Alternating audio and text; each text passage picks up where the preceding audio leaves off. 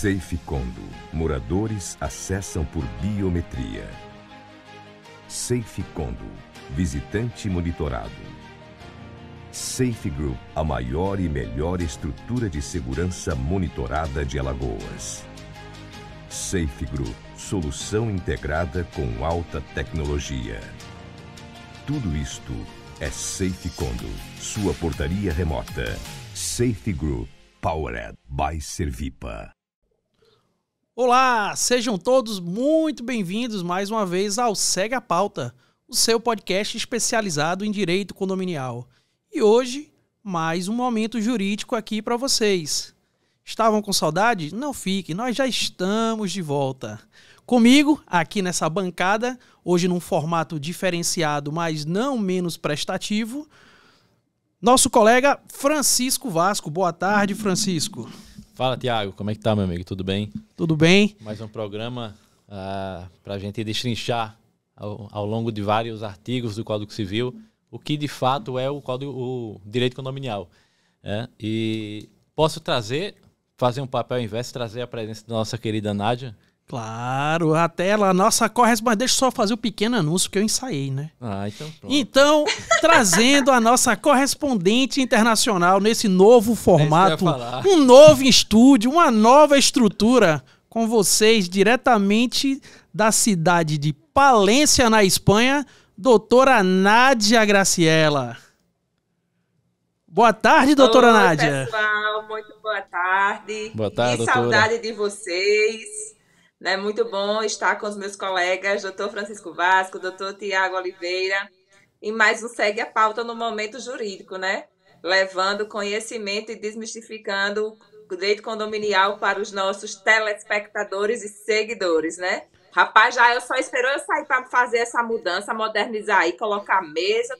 Rapaz, que negócio foi esse, hein? Conte aí, vá, minha gente. Eu já fiz as minhas observações sobre a mesa. Eu sou um cara muito tradicional, de forma que a mesa redonda ela não traz aqui nenhuma diferença de locais, digamos assim, de posicionamentos. Ela deixa todos de maneira participativa, mas enfim, vamos validar a iniciativa aqui da CEP das melhorias do nosso estúdio, através do nosso querido Jaelson. E também, claro, até porque nós precisamos custear toda essa operação, inclusive a manutenção da nossa querida correspondente no exterior, nós temos que fazer o agradecimento aos nossos patrocinadores. Dentre eles, a Pague Seu Condomínio, também a Elemac, a Limas Soluções Prediais, a SafeCondo, a Alpex Gás, a Live Portaria e também a Eleal.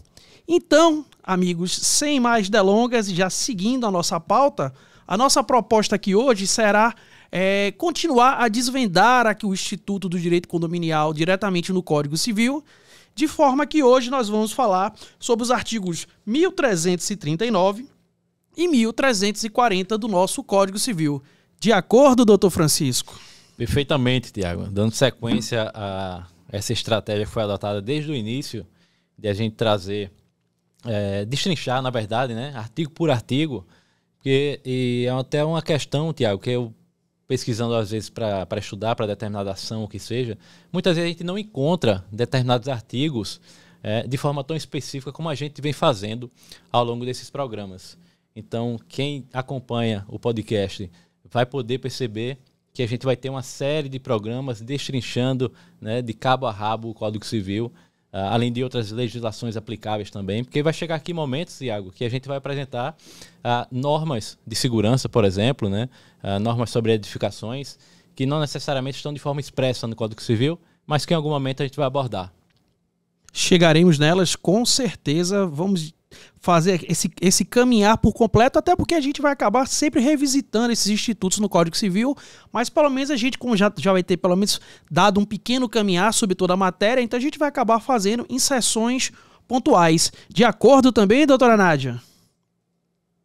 Perfeitamente. E o diferencial dessa série, né? Podemos chamar dessa série do Código Civil, trabalhado artigo por artigo, é que além de trabalhar o trecho da lei, né, o texto do Código Civil, a gente traz casos concretos, a gente traz jurisprudência, quer dizer, então o nosso seguidor, o nosso telespectador, ele tem de fato acesso a um conteúdo fantástico, porque ele tem a letra da lei na sua literalidade, ele tem casos que cada um de nós trazemos com nossas expertises, nossas experiências, e além de tudo, o embasamento do que a jurisprudência, né, atualmente vem entendendo e vem concretizando no segmento condominial. Então, é fantástico, realmente é um conteúdo muito bom, só agregando e fomentando ainda mais esse segmento, né, abrindo espaço, noção de conhecimento, para que os prestadores de serviço, todo o público voltado ao segmento condominial, tenha, de fato, uma base excelente.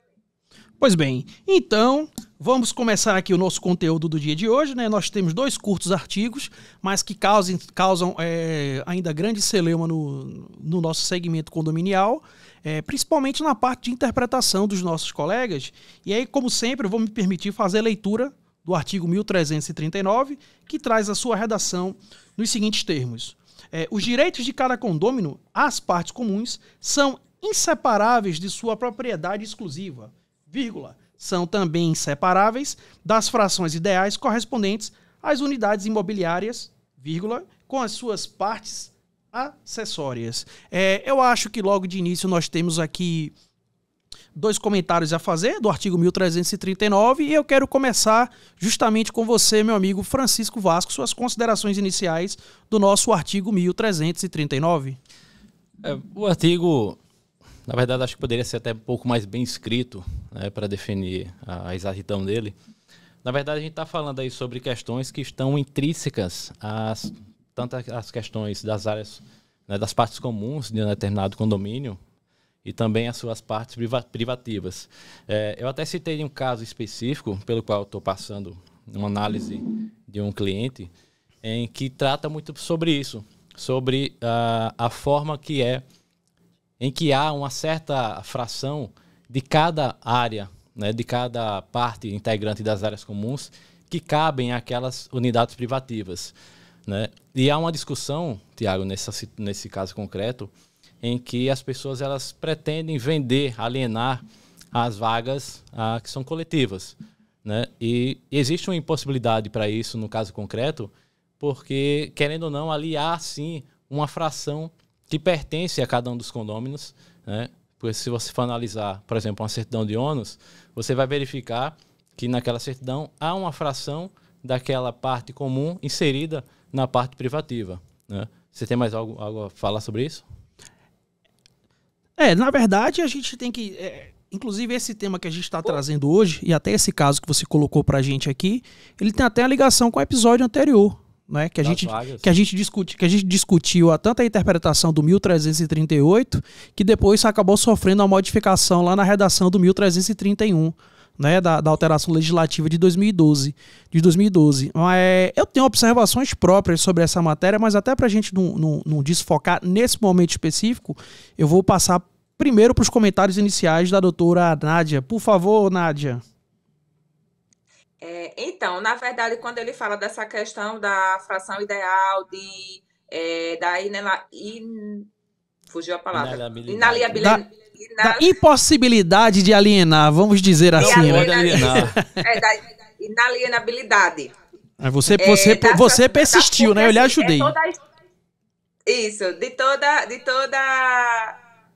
a edificação, né? Na fração ideal você tem a questão, o solo, a estrutura da edificação, a rede de esgoto, a rede de água, a parte elétrica, tudo isso ele traz, né, no bojo do seu CAP, na interpretação literal, que isso é inalienável. A pessoa não pode, vou vender minha unidade, mas assim, olha, a parte de gás eu vou ter, ou o salão de festas eu vou continuar proprietário. Então ele trata esse artigo específico, em que pese a gente tenha muito a ver, como o Francisco ponderou e Tiago também, no episódio anterior, que é a questão das vagas de garagem, ele se refere também na fração ideal, porque a fração ideal é um todo de toda aquela estrutura, de toda a edificação e, lógico, suas partes acessórias.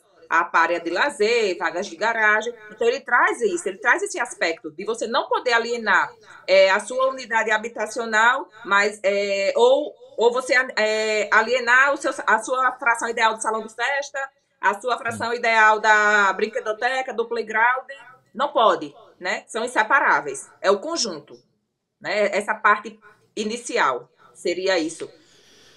Eu acho que, até pra gente também ir desenvolvendo, essa parte inicial do 1339 é a própria gênese conceitual do que seria o direito condominial, né? Na verdade, a gente está tratando, como sempre aqui, da área comum administrada, né, administrado ou de propriedade de vários, digamos assim, adquirentes. Então, uma premissa básica seria justamente esse domínio comum, né? O comum domínio dessas áreas.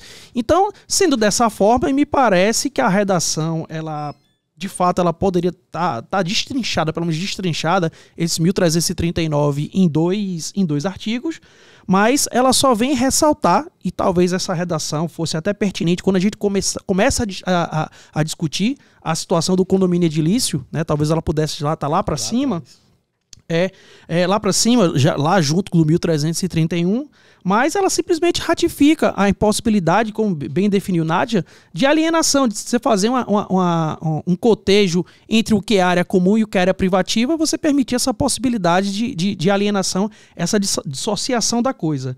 E aí, eu também acho que, em complemento ao 1339, nós temos o seu parágrafo 1º, quando ele fala que nos casos desse artigo é proibido alienar ou gravar os bens em separado. Ele praticamente então ratifica, né, a redação do 1339, impossibilitando que daquilo que não possa ser feito um destaque possa ser alienado de maneira em separado.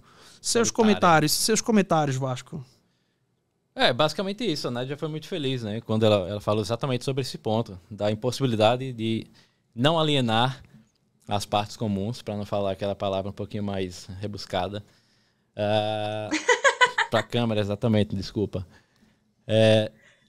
Com base justamente nisso, né? Ali existe um todo em que há partes inseridas que não vão poder ser alienadas, a não ser, Tiago, que haja uma concordância da totalidade dos moradores, né? Se há ali o desejo de alienar. E eu trago aqui novamente o caso das vagas. Existem convenções que falam expressamente essa questão de não poder alienar, corroborado pelo Código Civil, mas que abre uma questão para a possibilidade de, através do voto da unanimidade, discutir questões que tratam sobre direito de propriedade, né? E que vão exatamente sobre esse ponto de poder alienar, por exemplo, vagas que foram destinadas para visitantes que acabam sendo destinadas a algum outro morador. Obviamente, por existir frações ideais ali inseridas para cada um dos condôminos, então necessitaria, obviamente, da anuência de todos aqueles que vivem naquela coletividade. Mas me parece que essa problemática que você traz, e aí talvez a gente tenha muitos artigos discutindo a mesma situação. Porque nós temos aqui no parágrafo 2º que é permitido ao condômino alienar parte acessória de sua unidade imobiliária a outro condômino. Mas vejam, aqui estamos falando de... Aqui estamos falando de parte acessória, que é, para mim, o que se classifica a questão referente à possibilidade digamos assim, da disposição da sua vaga. Calma, primeiro vamos tratar das possibilidades e depois do formato. Estabelecer as premissas. Exatamente. Só podendo fazê-lo a terceiro se essa faculdade constar do ato constitutivo do condomínio e se a ela não se opuser à respectiva Assembleia Geral.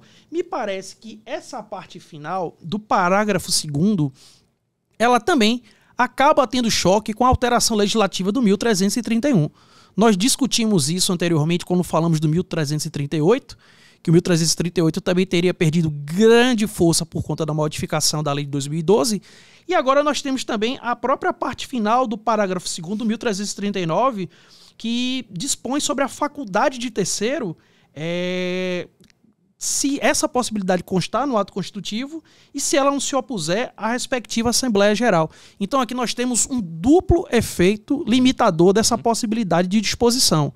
né? Terceiros. Então, exatamente. Exatamente. Então, entendo que a questão, até pela evolução da jurisprudência, até porque nós temos uma certa dificuldade de exemplos práticos de questões acessórias que podem ser objeto de destinação a terceiros. E aí, todos os exemplos na própria doutrina, além da... mas em regra de tantos condomínios com tantas sofisticações, eu não sei o que é que de repente a gente vai poder creditar como questão acessória. E eu gostaria até que vocês contribuíssem e me dessem algum exemplo. Pois é, e me dessem algum exemplo para a gente também aclarar. Que não sejam as vagas, né? Que não sejam as vagas. Eu vou trazer um exemplo, Tiago e Vasco, aqui da Espanha. Na Espanha é muito comum, quando você aluga o apartamento, você ter a cocheira, que é a vaga da garagem, a opção de você alugar a vaga da garagem, que é a cocheira, e um trasteiro. Esse trasteiro, ele é para a gente como se fosse um depósito. Um depósito para você, coisas que você não tenha mais utilidade, ou deixar, sei lá, sua bicicleta, deixar... Então, ele é um espaço, né? Tem uma determinada metragem, todo fechado, portão, tudo direitinho. E daí você não fica exposto, tá? O seu vizinho não tem acesso visual do que você está aguardando naquele seu trasteiro. Então, aqui nós teríamos isso. O trasteiro e a cocheira, que são a vaga de garagem e o depósito, respectivamente.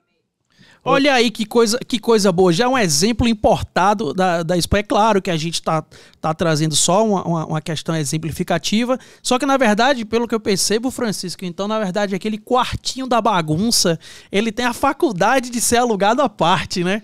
E aí seria... Aqui. Claro que a gente não tem acesso a questões de natureza registral para saber se esse local ele engloba uma área privativa, né, acessória da matrícula do imóvel. Não vamos perder tempo com essa situação, mas serve. Acho que aqui até cada vez mais os nossos apartamentos com metragens menor, a gente não vai ter nenhum exemplo desse de quartinho da bagunça separado do... Temos em Maceió, na Gruta. Na Gruta nós temos um determinado condomínio que ele tem eles chamam de escaninho. Ele é uma metragem reduzida, eu acho que seja, sei lá, 1 por 1. Eu confesso que essa área não é muito a minha área, mas eu lembro que os condôminos eles guardavam as suas bicicletas, inclusive, no escaninho. Ô, Nádia, mas essas áreas... essa questão... Mas essas áreas, elas fazem parte de quê? Da área comum? São particulares? Não. Nesse condomínio específico, cada apartamento tem o seu escaninho. E aí, os condôminos entre si saíam alugando de outros. Não cabia ao condomínio, tá? Mas assim, eu tenho, sei lá, moram 6 pessoas no meu apartamento e o meu escaninho só cabe 3 bicicletas. Então, Francisco tinha lá o escaninho dele, não utilizava. Francisco, me aluga o teu escaninho que eu vou poder. Mas essa parte não, da convenção, obviamente lá não se poderia nem vender nem o escaninho, nem a parte da garagem. Que coisa boa. Na própria convenção, tá? Eu fiz questão de fazer essa provocação para ver se a gente tinha um outro exemplo do que a gente poderia fazer esse enquadramento, né, na questão acessória, para trazer e ressaltar como você tem que ter o elemento digamos assim, da aproximação do convívio daquela situação, para mostrar que não cabe uma ingerência ou uma participação de um terceiro que não tenha nenhuma relação com aquela situação, né? Eu acho que esse é o sentido que está disposto inclusive nas alterações que foram feitas no 1331, que hoje vedam tanto a própria questão da locação, como também até mesmo a penhora. Sim. Né? A penhora e a venda da situação dessas áreas acessórias, claro, em determinadas circunstâncias, para pessoas que não tenham relação com aquela vida condominial, né? Então foi interessante esse exemplo, mesmo a gente tendo primeiro importado isso aí da legislação internacional, mas a gente aqui também pegou um exemplo nacional e verificou que como a gente tem que ter esse elemento da aproximação, que tem sido essa linha, a linha de desenvolvimento da nossa jurisprudência e até mesmo da nossa legislação. Não é isso? Tudo é o caso concreto, né, Tiago? Eu acho que, em regra, de fato, não deve se permitir que se faça essa locação, né, essa alienação de uma parte, ainda que privativa, né, de algum condômino, para terceiros, porque de fato envolve ali toda uma circulação, uma utilização de pessoas alheias ao condomínio. Não queremos dizer que essa pessoa vai entrar ali necessariamente, vai fazer qualquer tipo de arruaça, de bagunça, o que seja. Mas se a convivência dentro do condomínio, com os próprios condomínios, tem sido cada vez mais conflitante, você imagina uma pessoa alheia a isso, estando ali naquele seio da coletividade. E as consequências disso, Tiago, em relação, por exemplo, se ele vem a desrespeitar alguém, se ele vem maltratar alguma criança, né, ali durante a utilização de algum tipo de espaço, né, são situações que vão trazer conflitos internos e que podem ser evitados, bastando a convenção vedar esse tipo de situação. Aí a gente sempre tem que estar olhando aqui a questão do princípio da manutenção da segurança, porque alheio a questões de responsabilidade civil, que podem ser oriundas dessa, digamos assim, de qualquer prática estranha ou danosa né, executada por terceiro, a gente tem que, primeiro, antes de pensar na responsabilidade civil, às vezes a gente perde muito tempo se preocupando, né? Quem a gente vai indenizar, mas a gente perde o próprio fio da meada, que é a garantia da segurança. Né? A garantia da segurança, mesmo a gente sabendo que as crianças não devem ficar soltas, né, sem o devido acompanhamento, mas a gente sabe que ainda ficam. Fica né? demais. Ficam. Então e a gente tem. Pior, né, Tiago? Como a gente vai opor o regimento interno a um terceiro que é alheio ao condomínio? Exatamente. Como ficaria essa relação? E me preocupa muito essa extensão dos deveres de segurança e de responsabilidade civil ao condomínio, né? E principalmente no sentido, em tempos que hoje nós já temos essa questão também bem resolvida pela jurisprudência do STJ, no sentido que o condomínio não se responsabiliza se não existir uma prévia, se não existir uma prévia definição de responsabilidade na convenção, exato, a menos que você tenha provas efetivas de ausência de responsabilidade, né? Uma falha nos deveres básicos, né, pela administração. Então, assim, é uma confusão conceitual muito grande, e essa proteção que a jurisprudência tem dado, eu acho que ela vem a solidificar essa separação de responsabilidades, que dentro do condomínio, tudo que acontece é responsabilidade da administração do síndico, né?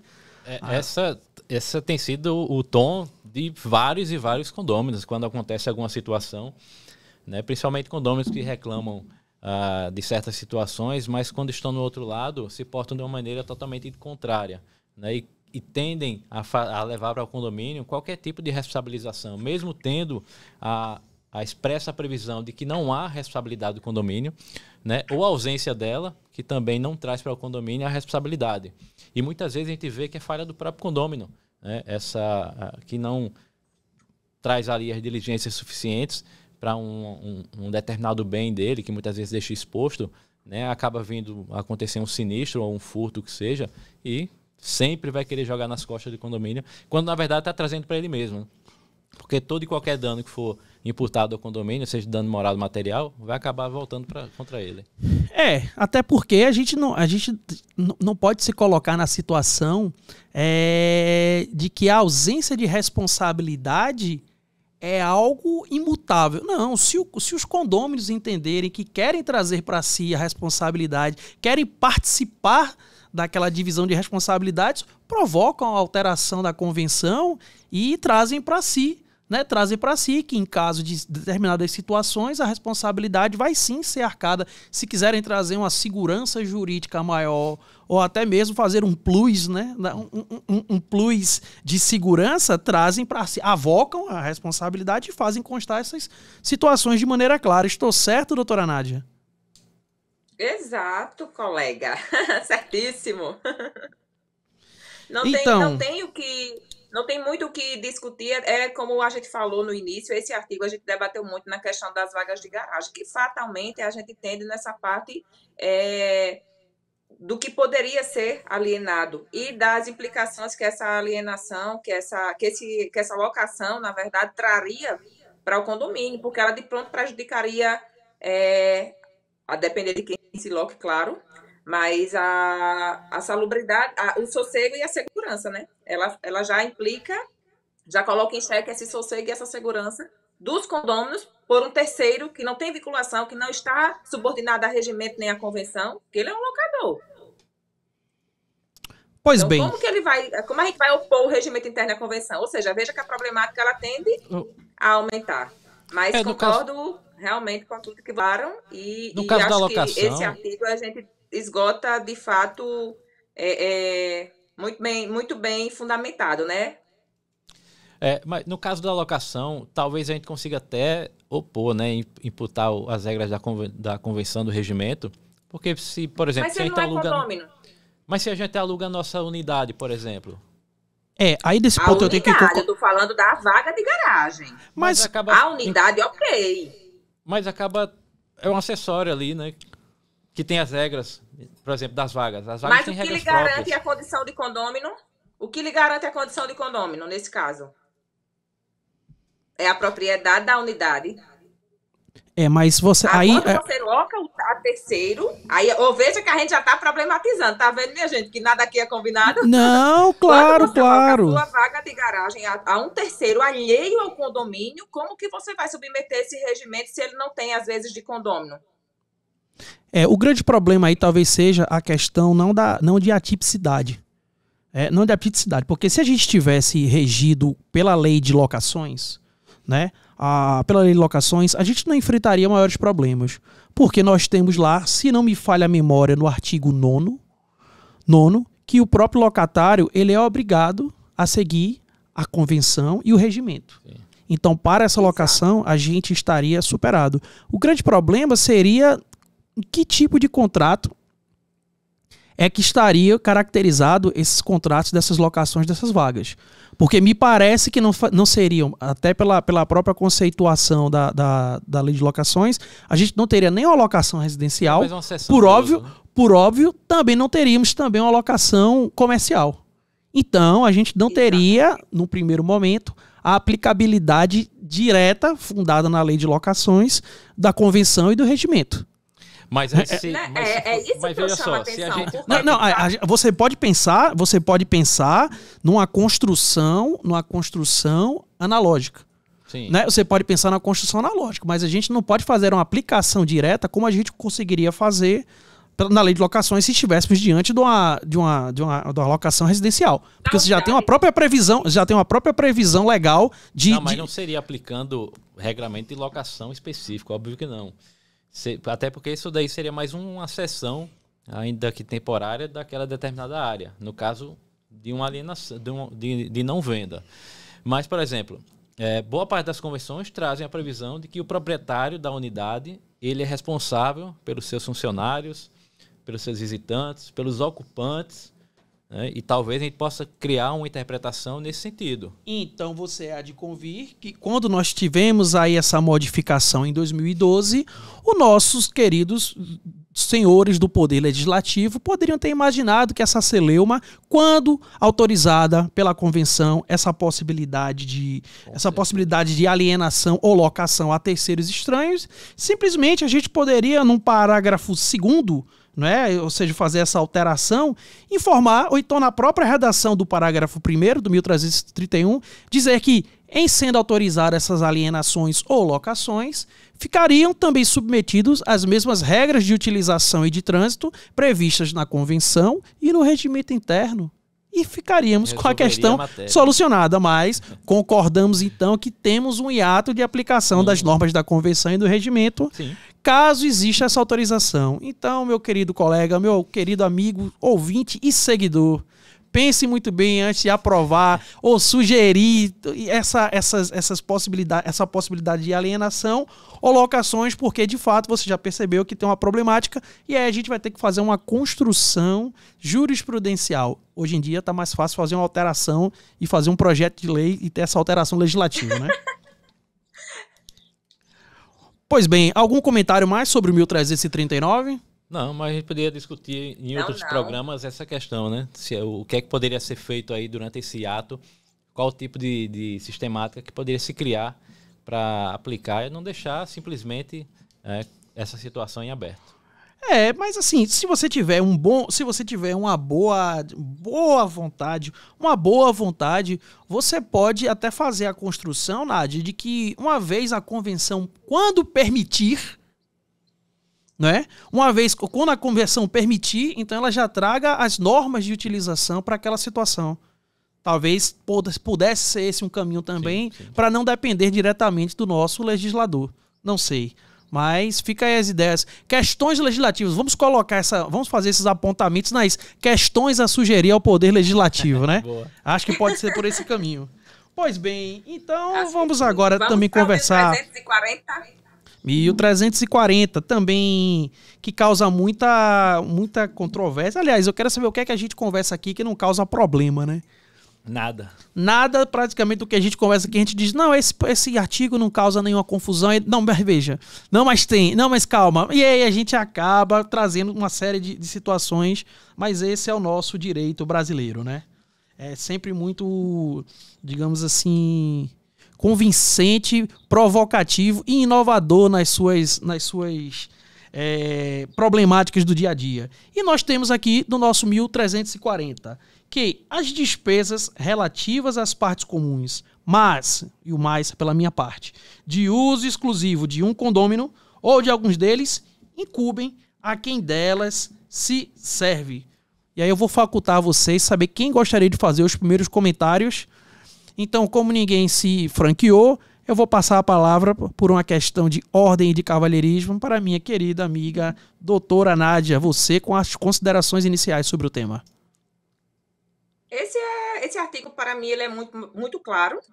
E aí eu vou trazer o exemplo das questões de manutenção, né, das caixas de ar-condicionado, por exemplo, que a gente, recentemente foi muito discutido isso, mas que a unidade privativa serve-se daquela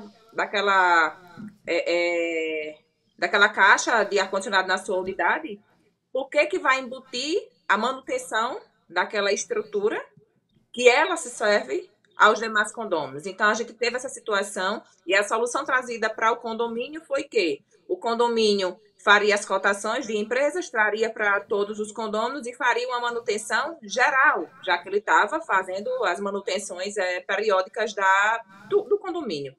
Porque para manter o padrão, para não haver o risco do meu prestador de serviço fazer de determinada forma e o prestador de serviço do meu vizinho fazer de tal forma que viesse a causar alguma diferença, alterar, na verdade, o aspecto arquitetônico. Então, mas no meu ponto de vista, esse artigo ele é muito claro. Se eu sirvo dela sozinha, não faz sentido eu atribuir a responsabilidade para os meus vizinhos, para os demais condôminos. E aí, doutor Francisco Vasco, suas considerações iniciais? Iniciais, quase que finais, porque o artigo é curtinho, né, de fácil entendimento.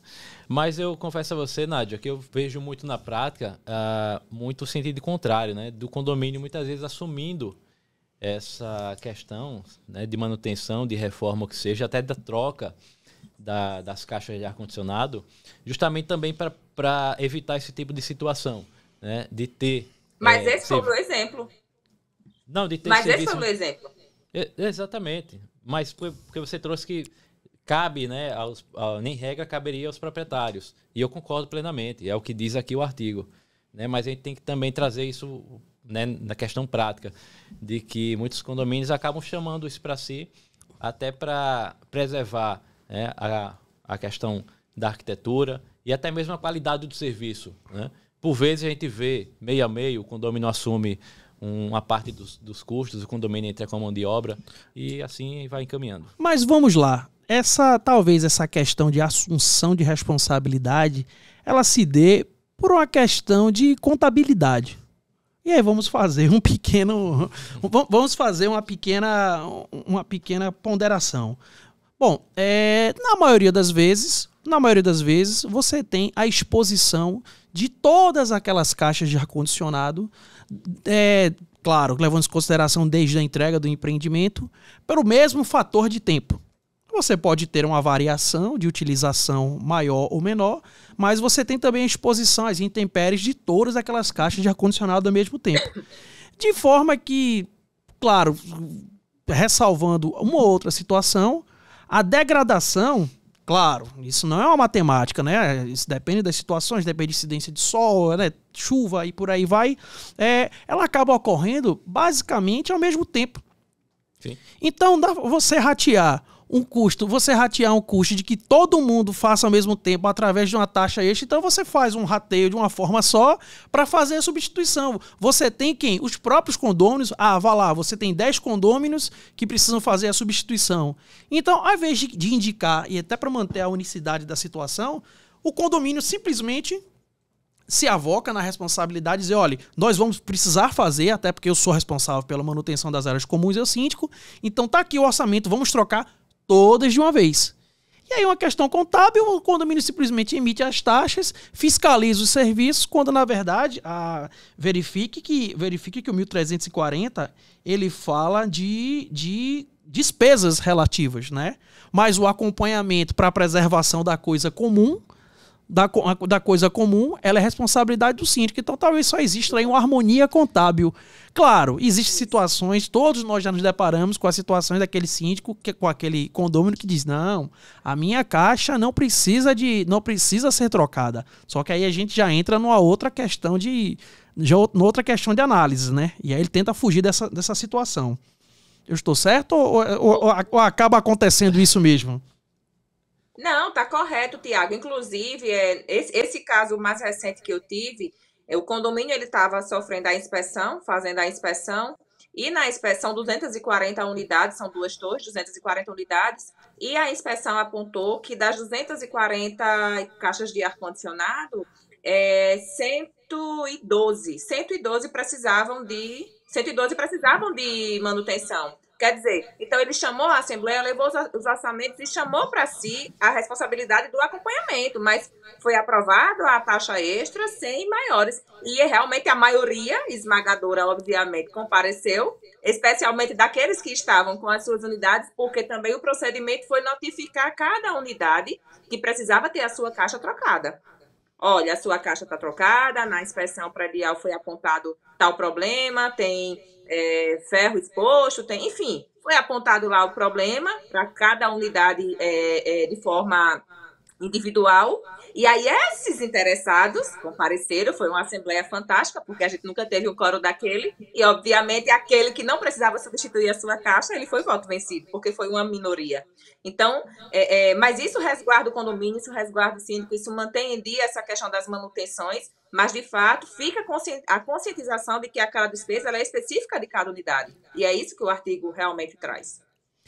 E é importante que seja assim, o condomínio também trazendo para si essa responsabilidade, principalmente o síndico, a gente sabe que as consequências vão desencadear nas costas dele. E até evita que o próprio morador, que ainda que se oponha a essa reforma das caixas de ar-condicionado, por exemplo, que ele também venha sofrer qualquer tipo de situação, caso ele se omita na recuperação, ou até mesmo na troca dessas caixas. Então é uma via de mão dupla. E no fim das contas o que vale a coletividade, e aprovou em assembleia, um abraço, vai fazer a manutenção, se quiser, se socorro do Poder Judiciário.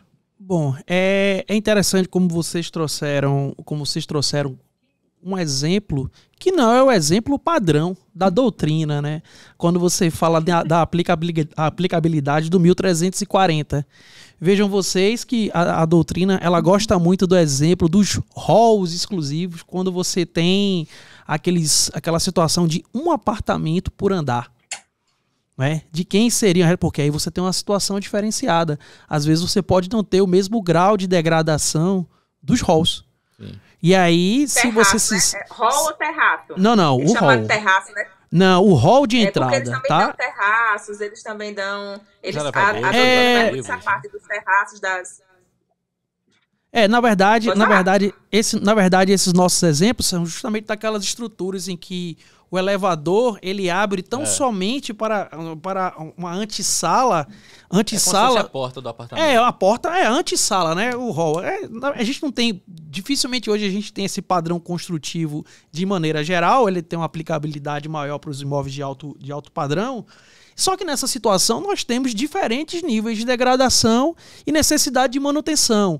Por exemplo, você pode ter um andar que você tem até uma umidade maior e que prescinda. Você tem a questão também, até baseado na utilização, de troca dos sensores, de troca de lâmpadas. Então, saber exatamente de quem seria a responsabilidade se você tem aquela coisa comum, que está gravada na matrícula como área comum, mas de uso exclusivo da sua unidade. Então, esse também é um exemplo claro de custeio de manutenção exclusivo por aquele ou aqueles que façam uso dessas partes. Porque só eles utilizam aquele corredor. Exatamente. O que é que a gente pode ver na prática? Existem imóveis que acabam tendo configuração de 2 apartamentos por andar, né? 2 apartamentos por andar, ou até 3 apartamentos por andar, enquanto que em algumas coberturas e duplex existe apenas uma unidade fazendo uso só daquele espaço exclusivo. Então aí que a gente tem essa própria aplicação do 1340. Você já teve alguma experiência nesse sentido ou até contestação para a questão de manutenção dessas áreas, doutora Nádia? Não. Até agora não, nenhuma. Nenhuma? Doutor Francisco Nenhuma. Vasco. A única situação que a gente teve de cobertura, na verdade, a gente não teve problema, porque os apartamentos, né, que a gente faz as edificações que a gente faz, a assessoria, que tem essa questão do elevador, até costumam dizer, acho que eles chamam elevador privativo, porque dá naquela antessala dele. Eles fazem toda a decoração. É tão bem cuidado que, às vezes, o síndico tem que acompanhar a modernização que ele está fazendo lá em cima na recepção do hall, porque para não ficar algo tão discrepante, né? Então, eles são muito cuidadosos. Pelo menos os condôminos que temos, que tem essas situações, não temos qualquer problema. Eles custeiam sem menores problemas, apresentam os projetos direitinho para o condomínio, porque eles fazem uma parte de ambientação daquela antessalazinha, então não temos qualquer problema. Graças a Deus, estamos tranquilos. Lembrando que, na verdade, uma coisa já leva a outra. Lembrando que quando a gente está tratando do 1340, nós não podemos perder de mente, né, de vista, que aquelas áreas são áreas comuns. Ainda que de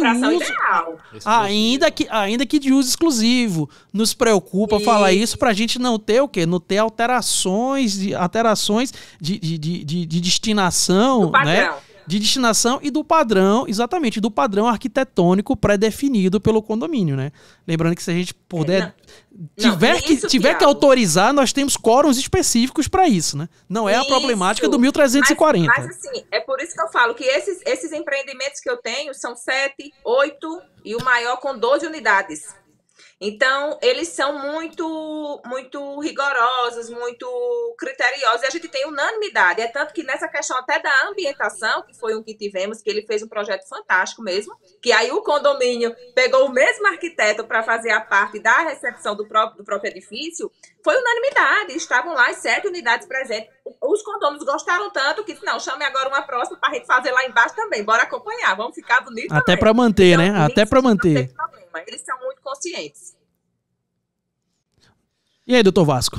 Essa questão, eu até me peguei aqui, eu vejo com certa frequência, porque tem um cliente nosso que tem vários blocos, né? Um condomínio que é composto por vários blocos, em que os blocos se diferenciam, até porque é misto, né? Tem residencial e comercial, e lá tem esse rateio também das despesas gerais de todos os blocos e também de blocos específicos, né? Porque tem blocos comerciais que demandam, por exemplo, um tipo de portaria diferenciada e até o custeio é maior em relação às áreas residenciais, né? Tem bloco em que tem apenas um único proprietário e existe ali 2, 3 elevadores. E, obviamente, que ele assume todo esse custo. Então, eu acredito que é um exemplo claro para esse tipo de situação que a gente está abordando.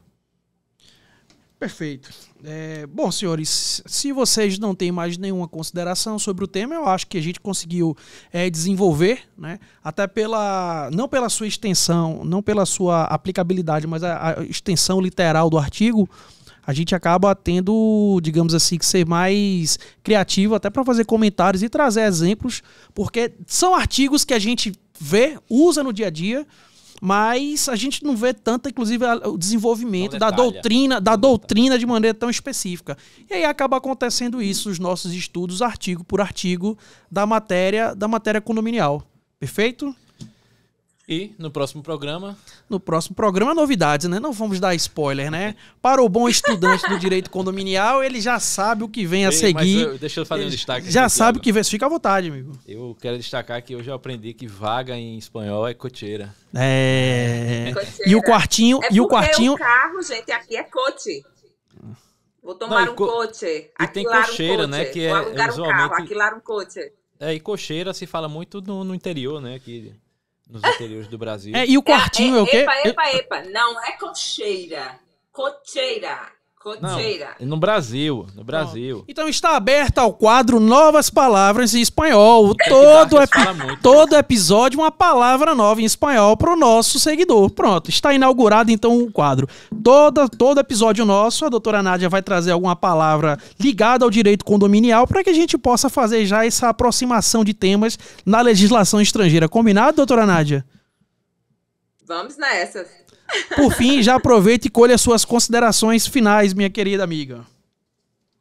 Gente, é uma satisfação, como eu digo, participar do Segue a Pauta, poder contribuir com o Segue a Pauta, trocar experiência, aprender com vocês, trabalhar as dúvidas dos nossos seguidores, dos nossos espectadores, é fantástico para mim, eu me sinto lisonjeada, e ainda mais estar ladeado por 2 amigos. Estou com muita saudade, né? Dezembro está chegando. Estou com saudade de todos, de estar por aí, inaugurar essa bancada aí fisicamente. E é isso. Aguardo vocês no próximo episódio.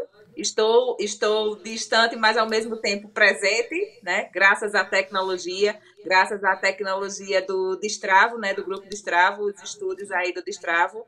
Jaelson sempre inovando e proporcionando o que há de melhor para oferecer aos seus clientes, e o nosso podcast não seria diferente. Então, obrigada, Francisco, obrigada, Tiago, obrigada a todos vocês que estão nos assistindo, e segue a pauta, né, Tiago? Sim, segue a pauta agora no seu momento jurídico e internacional. E claro, mais uma vez já agradecendo aos nossos patrocinadores, a Pague Seu Condomínio, a Elemac, também a Lima Soluções Prediais, a Safe Condo, a Alpex Gás, a Live Portaria e a Eleal, que continuam aqui proporcionando a continuidade desse conteúdo gratuito, e esperamos que vocês julguem de alta qualidade aqui de maneira gratuita no YouTube. Então já segue a gente lá, ativa as notificações para os novos programas que virão a seguir. Tá bom, pessoal? Eu sou o Tiago Oliveira e você segue a pauta.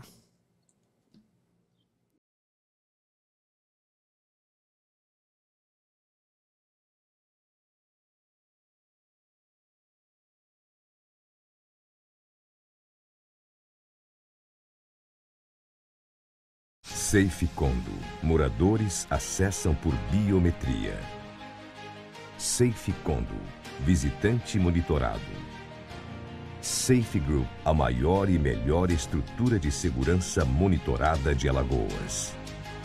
Safe Group. Solução integrada com alta tecnologia. Tudo isto é Safe Condo. Sua portaria remota. Safe Group. Powered by Servipa.